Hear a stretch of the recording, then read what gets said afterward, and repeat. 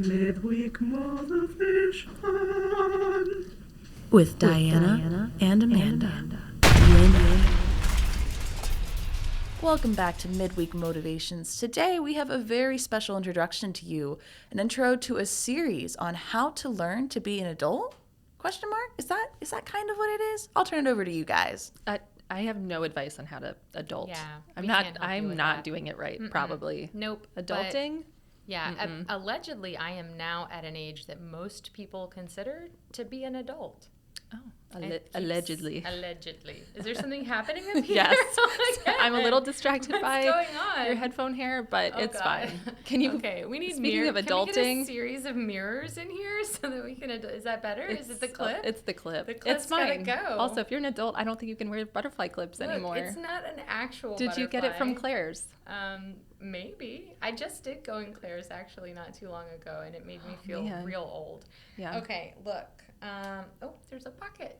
Perfect. How convenient. It's very adultish of you. All right. So here we are talking about adult learning. Okay. Yeah. So this is an idea that we want to put out there for professors to consider. That if you are a person who is teaching a course or, I don't know, sponsoring a club, do they do that in college?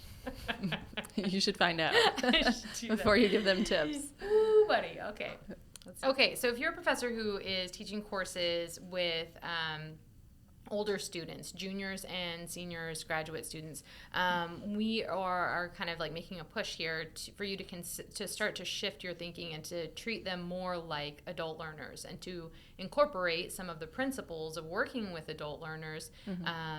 Because those students have more experiences that connect them to that adult post-college world compared to younger first and second year students.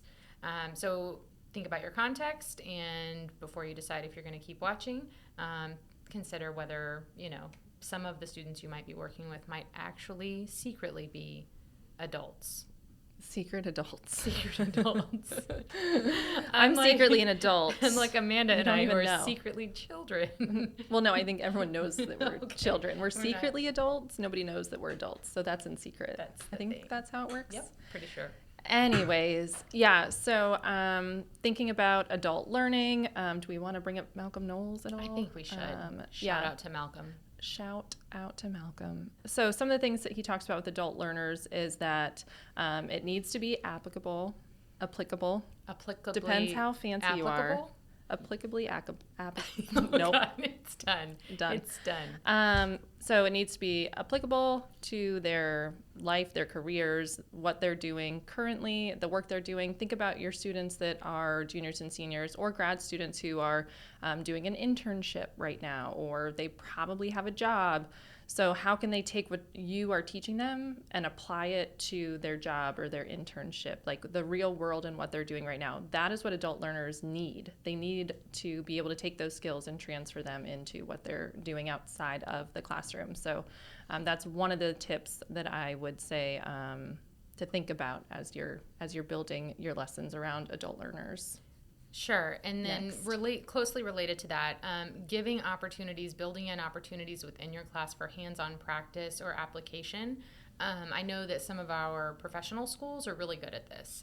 If you're dealing with business school, law school, school of education, there are a lot of opportunities for students to work with case studies or collaborate with a group in a way that sort of mimics what they're going to encounter in the workplace post-college.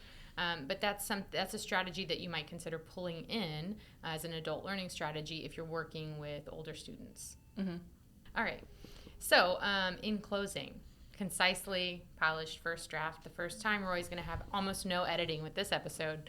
Definitely not, because we were total adults the whole time. Complete adults.